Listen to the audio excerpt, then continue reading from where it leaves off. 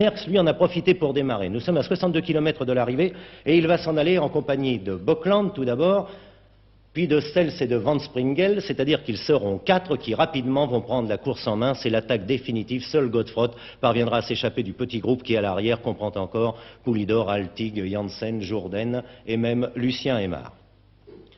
À l'avant, Édouard Sels est victime d'une crevaison, et précisément à la roue avant. Une deuxième crevaison à l'arrière, ce sera fini pour lui. Bockland a été lâché, ils ne sont plus que 2.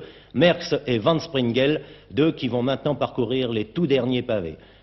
La moyenne n'est pas très élevée, mais le vent est tellement violent que la course en est d'autant plus difficile. Et Merckx semble voltiger, comme l'on dit, sur ces pavés. Il trouve d'ailleurs en Van Springel un compagnon idéal. C'est l'alliance de la souplesse et de la finesse.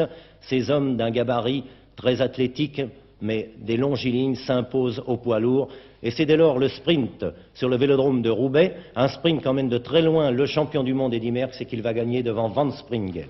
Pour la deuxième fois, un champion du monde gagne à Roubaix, la troisième devrait-on dire, puisque Van Looy, 2 fois porteur du maillot arc-en-ciel, a également gagné la Classique Rennes. Au classement donc, premier Merckx, deuxième Van Springel, troisième Godefroth, quatrième Sels, cinquième Van Schil et sixième Raymond Poulidor à plus de 5 minutes et premier français. Raymond Poulidor, on va peut-être vous reprocher de ne pas avoir réagi assez vite à l'attaque de Merckx. Qu'est-ce que vous en pensez?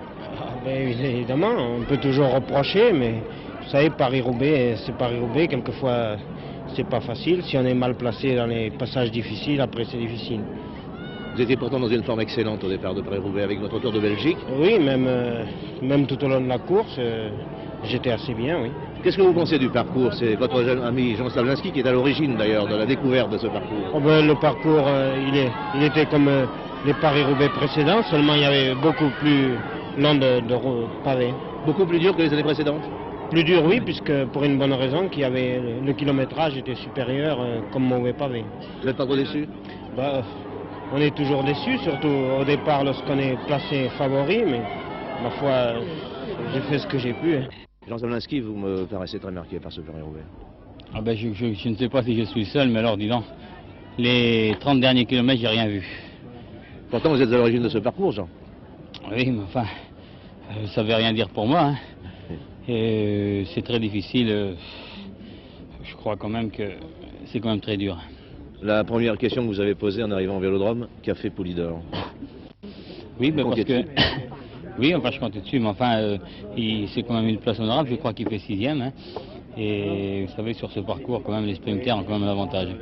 Jean Slavlinski, vous avez fait de nombreux Paris-Roubaix jusqu'à présent. Est-ce que c'est le plus dur que vous avez couru? Eh ben, pour moi c'est le plus dur. Hein. Et alors, d'après les coureurs, je pense qu'ils sont de mon avis. Si vous deviez refaire le parcours, est-ce que vous choisiriez le même?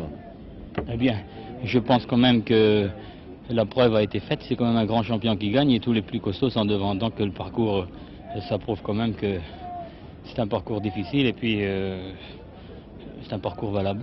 Et maintenant Bordeaux-Paris? Oui, la condition s'améliore, la preuve, et je mise tout sur Bordeaux-Paris.